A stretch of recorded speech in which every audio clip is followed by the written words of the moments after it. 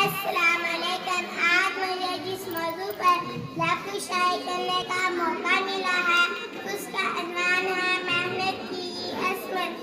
اللہ تعالیٰ نے انسانوں کو بے شمار نعمتوں سے نوازا ہے. سمندر کی گہرائیوں میں اس کا رزق کا سامان موجود ہے، مگر ان کے حصول کے لیے ایک شرط رکھی گئی ہے: جب تک انسان خود محنت سے کام نہیں کرے گا اسے دنیا کی کوئی آسائش حاصل نہیں ہو سکے گی.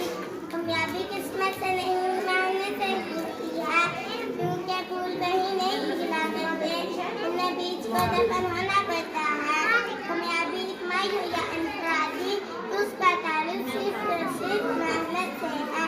یہ برکت ہے دنیا میں محنت کی ساری، جان دے کے پیر اس کا ہے جاری.